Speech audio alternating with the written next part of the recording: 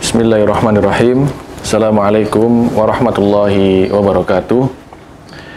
Innal hamdalillah nahmaduhu wa nasta'inuhu wa nastaghfiruhu wa na'udzu billahi min syururi anfusina wa min sayyiati a'malina. May yahdihillahu fala mudhillalah wa may yudlil fala hadiyalah. Asyhadu an la ilaha illallah wahdahu la syarikalah wa asyhadu anna Muhammadan abduhu wa rasuluhu la nabiyya ba'dah. Para pemirsa yang semoga dirahmati Allah Subhanahu wa taala, pada kesempatan kali ini kita akan lanjutkan kembali kajian dari kitab Tawdihul Ahkam min Bulughil Maram yang ditulis oleh Syekh Al-Allamah Abdullah Ibn Abdurrahman Al-Bassam hafizahullah taala. Pada kesempatan kali ini pembahasan kita berkaitan tentang satu kulit, ketika kulit itu dalam kondisi mayit atau dalam kondisi menjadi bangkai, atau kulit itu kulit bangkai. Nah, bagaimana hukum menggunakan kulit bangkai? Saya jelaskan sebentar. Ketika misalnya sapi atau kambing atau kerbau yang halal dimakan, ya, yang memiliki kulit kemudian disembelih dengan cara yang halal dan dia halal, maka itu tidak ada permasalahan. Artinya kulit tersebut adalah kulit yang suci otomatis. Nah, tetapi ketika kulit itu berasal dari bangkai, misalnya si hewan ini mati tertabrak, kemudian mati, ya, tertabrak kemudian mati, atau tenggelam kemudian mati, gitu, dan sebagainya. Artinya dia matinya bukan karena disembelih, atau bukan karena dengan cara yang syar'i, sehingga dia menjadi hewan yang halal dimakan. Nah, ketika ini bangkai, ya, maka bagaimana? Apakah kulit itu bisa dimanfaatkan, dipakai untuk sholat? Ya, kulitnya diambil, kemudian kulitnya dipakai menjadi pakaian, misalnya dan sebagainya. Begitu pula hewan-hewan yang haram dimakan, ya, seperti apa? Macan, kemudian apalagi ular, ya, yang biasa dipakai itu kulitnya untuk sabuk, untuk apa gitu. Apa hukumnya menggunakan kulit-kulit tersebut? Nah, di sini ada beberapa hadis yang dibawakan oleh Syekh Imam An-Nawawi rahimahullah taala dan dijelaskan oleh Syekh Abdurrahman Al-Bassam. Hukum menggunakan kulit-kulit tersebut. Ada 3 hadis yang dibawakan oleh beliau. Kemudian nanti insya Allah akan kita jelaskan tentang perbedaan di antara para ulama menggunakan kulit tersebut, ya, apakah boleh apa tidak kalau disamak, ya, setelah disamak, bisa disamak, ya, kemudian digunakan atau tidak. Nah, pembahasan kita hari ini adalah tentang menyamak kulit tersebut. Para pemirsa yang semoga dirahmati Allah Subhanahu wa taala, ya, yang pertama hadis yang diriwayatkan oleh Ibnu Abbas radhiyallahu anhu. Beliau berkata, bersabda Rasulullah sallallahu alaihi wasallam, "Idza dubighal ihabu faqad tahura." Akhrajahu Muslim wa indal arba'ati ayyuma ihabin dubigh. Apabila satu bangkai, ya, satu bangkai atau satu kulit hewan, ya, satu kulit hewan telah disamak, maka dia telah menjadi suci.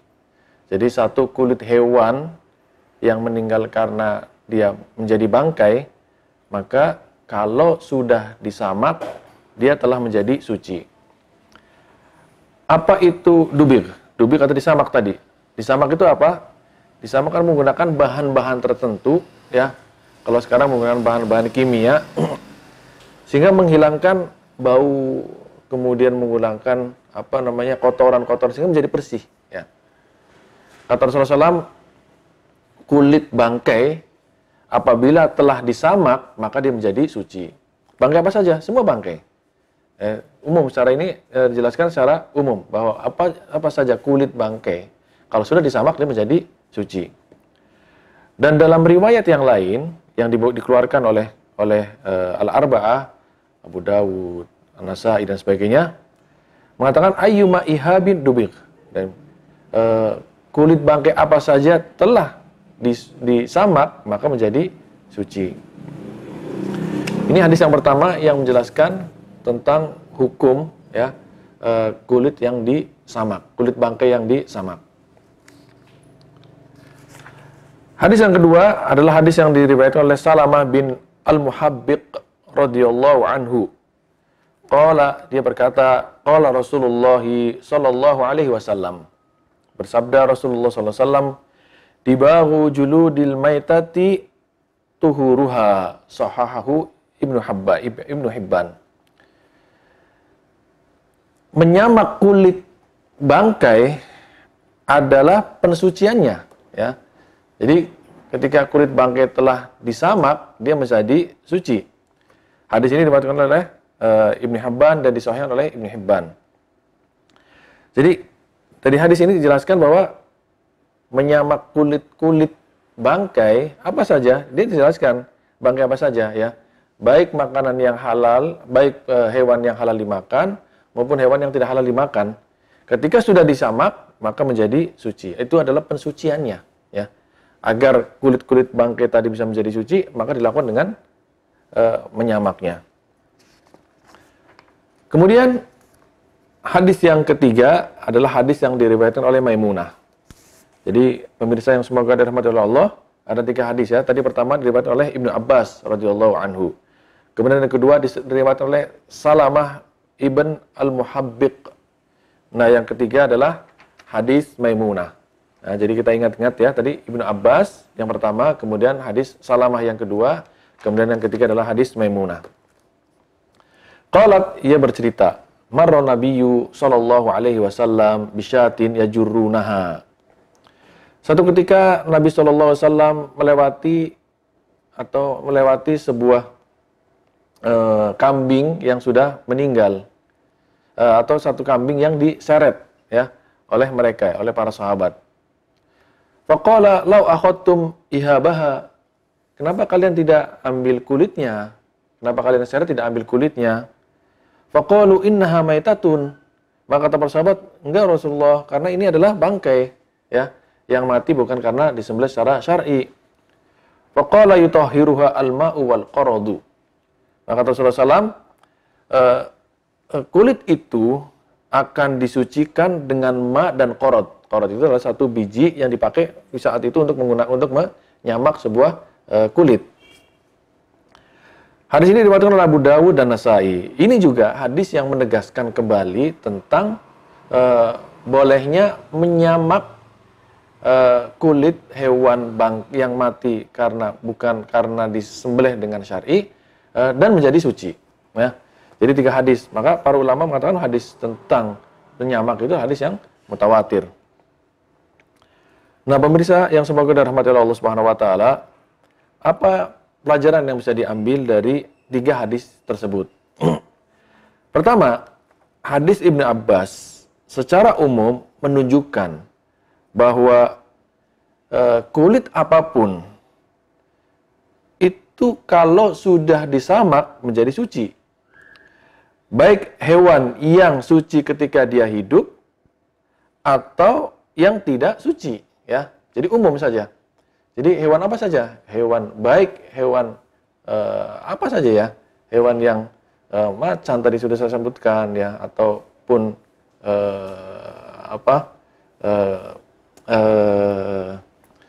apa saja ya, termasuk ular dan sebagainya yang suci atau tidak suci ya, ketika sudah disamak dia telah menjadi suci. Menurut hadis ini ya, menurut hadis Ibnu Abbas radhiyallahu anhu. Kemudian yang kedua, hadis Salamah bin Muhabbiq yadullu anna dibagha yutahhir juludal maitati. Nah, kata Syekh Abdurrahman Al-Bassam, pelajaran yang kedua yang bisa diambil adalah bahwa hadis Salamah bin Muhabbiq menunjukkan bahwa menyamak itu akan mensucikan kulit-kulit bangkai ya. Kulit bangkai apa saja? Umum juga ini. Dijelaskan oleh hadis ini adalah umum juga. Apa saja kulit bangkai itu ketika disamak menjadi suci. Kemudian yang ketiga adalah hadis Maimunah.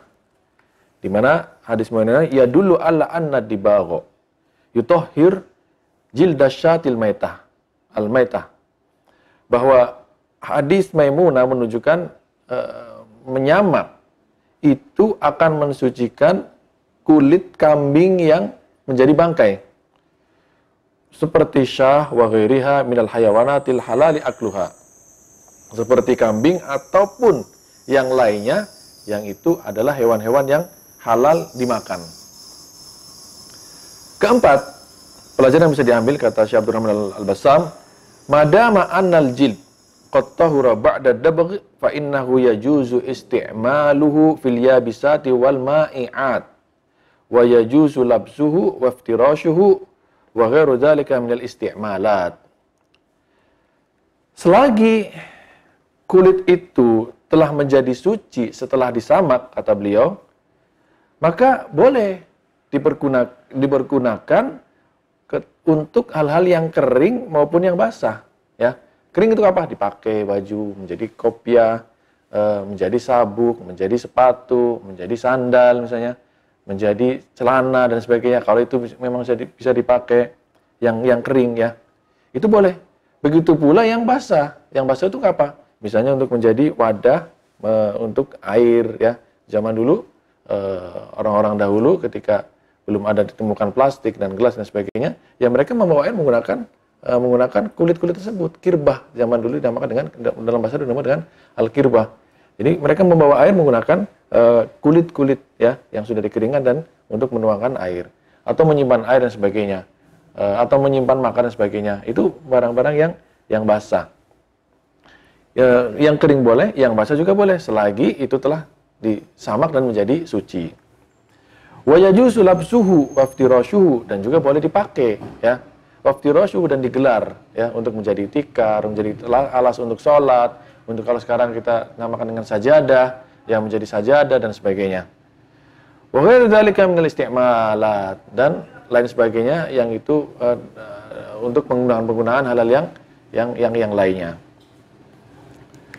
Kama annahu dzu qimatin maliyatin fayajuzu tasarrufu fihi bi anwa'i tasarrufat min bai'in wa ghairihi. Begitu pula kulit ini memiliki nilai, ya, nilai ekonomis, ya. Maka boleh juga dipergunakan untuk berbagai macam transaksi, jual beli, sewa menyewa, apa saja boleh ditransaksikan, ya. Kenapa? Karena tadi awalnya kan itu kan dia bangkai. Ketika bangkai itu kan tidak boleh dijual belikan, tidak boleh diapa-apakan, dia harus dibuang, ya. Orang tidak boleh menjual bangkai. Kenapa? Bangkai itu tidak ada manfaatnya. Tapi ketika dia sudah disamak, sudah dibersihkan menjadi suci, maka dia memiliki nilai. Nah, ketika memiliki nilai, dia boleh dijual belikan. Boleh juga ditransaksikan apa sajalah. Ya, dijual beli, kemudian disewakan, kemudian misalnya menjadi agunan dan sebagainya. Yang penting untuk transaksi apa saja dibolehkan. Tapi ketika dia masih posisinya itu belum disamak, maka tidak boleh diapa-apakan. Kenapa? Dia bangkai. Tidak boleh ditransaksikan. 5. Yajuzu dibahu bi kulli syai'in yunashifu fadalatil hajal wa yutibuhu wa yuzilu anhu natan wal fasad sawa'un kana minal qurd aw qusyurir rumman wa ghairihima minal munaqiyati at-tahirat. Bahwa menyamak itu boleh dilakukan dengan apa saja yang bisa membersihkan kotoran-kotoran dari kulit tersebut menjadi bersih dan baik, dan dia menjadi lebih bau-bau bangkainya, bau-bau busuknya, ya, dan rusaknya itu hilang semuanya, sehingga baik seperti biasa yang biasa kita lihat. Bisa menggunakan biji-bijian, ya, yang tadi qord, ya, atau juga mereka biasa menggunakan kulit delima, ya, atau bahan-bahan yang lainnya yang bisa mensucikan. Atau sekarang kita bisa menggunakan juga dengan menggunakan bahan-bahan kimia, ya, dibersihkan menggunakan bahan kimia yang tadinya baunya itu busuk, ya, rusak karena memang, ya, dia bangkai, ya, dibersihkan kemudian hilang baunya dan menjadi baik. Itu boleh digunakan untuk menyamak. Nah, para pemirsa yang semoga dirahmati Allah Subhanahu wa taala, ada perbedaan di antara ulama, ya. tentang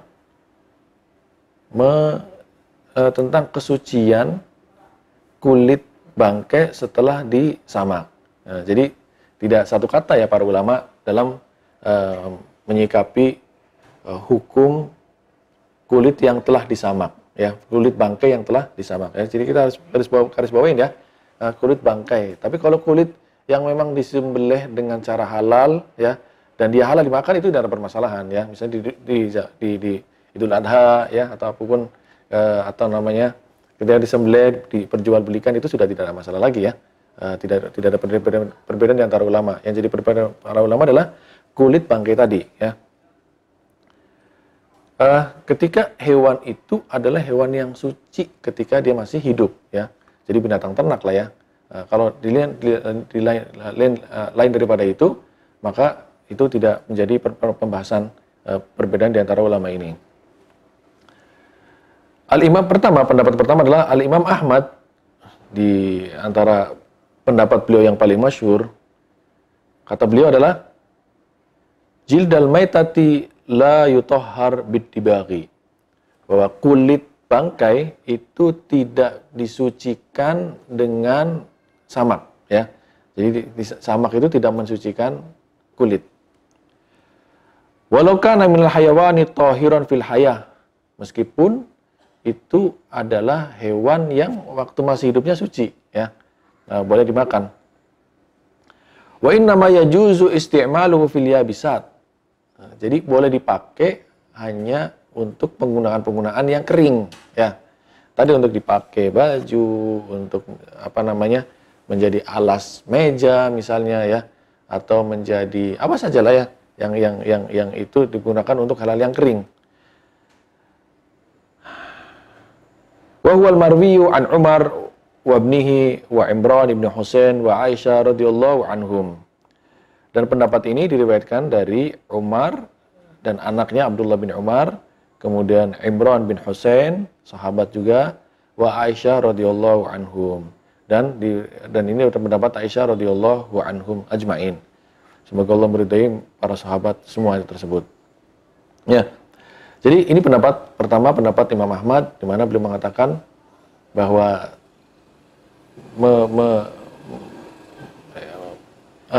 kulit bangkai tidak bisa disucikan dengan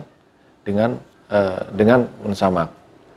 Dia hanya boleh digunakan untuk barang-barang yang kering saja. Adapun yang basah untuk menjadi tempat makanan, tempat minuman, tempat wudhu, tempat air dan sebagainya, itu tidak dibolehkan. Apa alasan mereka? Apa landasan hukum mereka? Pertama adalah apa yang diriwayatkan oleh Ahmad wal Arba'ah dan oleh Imam yang Arba'ah, Abu Dawud, Nasai, Ibnu Majah dan sebagainya, dari Abdullah bin Uqaim al-Juhani, bahwa Nabi SAW kataba ila qabilah Juhainah. Rasulullah SAW pernah menulis satu surat ke kabilah Juhainah. Kata beliau dalam surat tersebut, rakhastu lakum fi juludil maitah. Aku pernah mengizinkan kalian, membolehkan kalian untuk menggunakan kulit-kulit bangkai. Fa idza ja'akum kitabi fala tantafi'u minal maitati bi ihabin wala asabin. Apabila telah sampai suratku ini kepada kalian, maka kalian janganlah menggunakan bangkai dari kulitnya dan juga sendi-sendinya. Jadi tidak boleh dipakai. Jadi kulit-kulit bangkai, kemudian sendi-sendinya tidak boleh dipakai kalau sudah sampai suratku ini. Ya. Jadi ini menjadi alasan menurut Imam Ahmad, yang itu diriwayatkan juga dari para sahabat sebelumnya, bahwa kulit bangkai yang disamak itu tidak suci, ya, tidak menjadi suci. Nah, kata beliau bahwa hadis ini menasikh, ya, merubah hukum sebelumnya, ya, yang menjelaskan tentang kata mereka yang menjelaskan tentang sucinya kulit yang telah disamak. Nah, hadis ini disabdakan Rasulullah SAW 1 atau 2 bulan sebelum beliau meninggal, sehingga para ulama atau Imam Ahmad dan sebagainya menyatakan bahwa ini merubah hukum ya yang sebelumnya. Qala fil Mughni wa dhahabal a'immah as-salasa. Adapun imam yang ketiga, imam tiga yang lainnya selain daripada Imam Ahmad, Imam Abu Hanifah, Imam Malik dan Imam Syafi'i itu berpendapat bahwa annahu yutahhir minal juludi makana hayawanuhu tahiran fi hali hayati walau kana maitah. Bahwa menyamak itu akan mensucikan kulit-kulit ya yang telah mati. Yang telah mati ketika dia adalah hewan yang suci ya ketika masih hidup. Ya, matinya itu mati dalam kondisi tadi bangkai ya. Nah, kata pendapat yang kedua yaitu pendapat tiga imam selain daripada Imam Ahmad. Dan pendapat ini diriwayatkan dari Ibnu Abbas, artinya Ibnu Abbas berpendapat yang sama yaitu bahwa kulit yang telah disamak itu menjadi suci.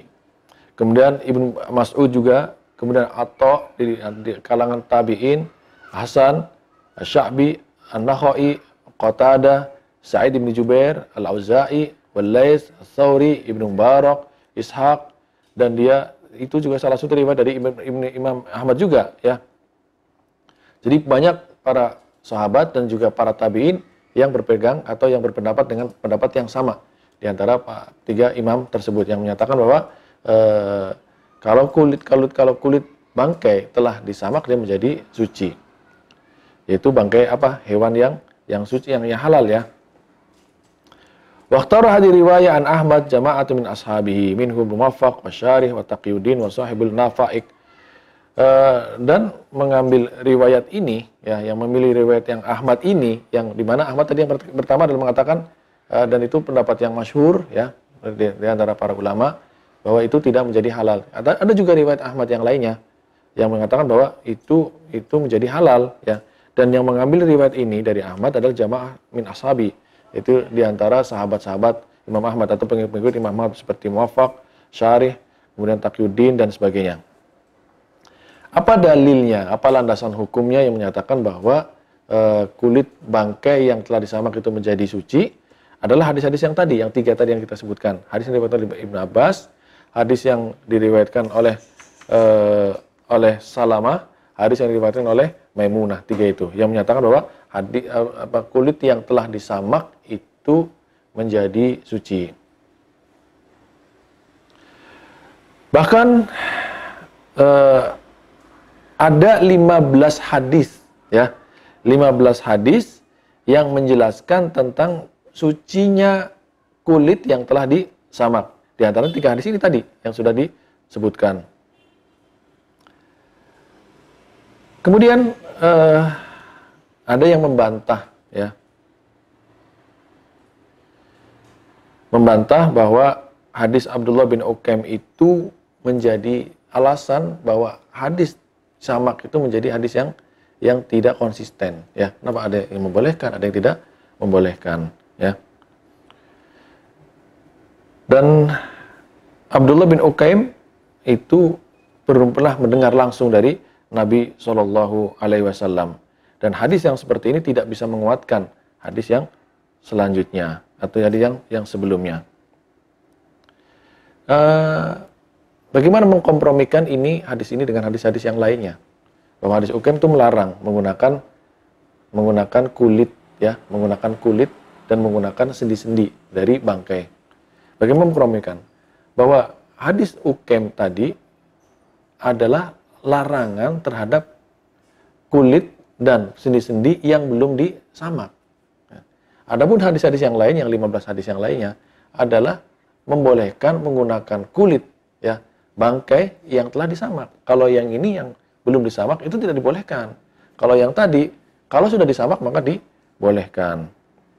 Nah, ini mengkompromikan antara ini dengan itu, sehingga insya Allah yang paling kuat adalah ketika kulit telah disamak, kulit bangkai telah disamak, maka boleh dimanfaatkan, boleh digunakan dan memiliki nilai. Kemudian ada satu faidah penting yang dijelaskan oleh Syekh Al-Allamah Abdullah bin Abdurrahman Al-Bassam, faidah umum hadis Ibnu Abbas, yadullu ala anna ayyi jildin idza nuqiya bid-dibagh faqad tahura. Keumuman hadis Ibnu Abbas tadi yang sudah kita jelaskan tadi ya, menunjukkan bahwa kulit apa saja kalau sudah dibersihkan ya, kalau sudah dibersihkan menggunakan samak, maka dia menjadi suci. Itu keumuman hadisnya. Walau kana min hayawanin muharramil akal kadhib. Walaupun itu adalah hewan yang diharamkan untuk dimakan seperti serigala. Wa huwa madhabu Abi Hanifah wa Syafi'i wa ghairihima. Dan inilah madhab Abu Hanifah dan Syafi'i dan lainnya. Dan kata beliau ar-rajih khilafuhu. Dan yang paling kuat kata Syekh Abdurrahman Al-Bassam itu sebaliknya, yaitu itu tidak menjadi suci. Ya. Artinya boleh digunakan di barang-barang yang kering saja. Ya. Adapun yang lain itu tidak dibolehkan. Itu kata Syekh Abdurrahman Al-Bassam, ya, bahwa yang paling kuat itu adalah tidak menjadi suci. Tapi pendapat Imam Abu Hanifah, Imam Syafi'i dan sebagainya mengatakan bahwa itu suci. Sebagaimana hewan yang boleh dimakan, juga hewan yang tidak boleh dimakan juga kulitnya itu. Kalau hewan yang tadi tidak yang boleh dimakan itu menjadi bangkai, dan hewan yang tidak boleh dimakan kulitnya itu dimanfaatkan dan disamak dulu menjadi suci dan boleh dimanfaatkannya. Wallahu a'lamu bishawab. Ini saja yang bisa saya sampaikan. Terima kasih atas perhatiannya dan mohon maaf atas segala kekurangannya. Wallahu a'lamu bishawab. Wassalamualaikum warahmatullahi wabarakatuh.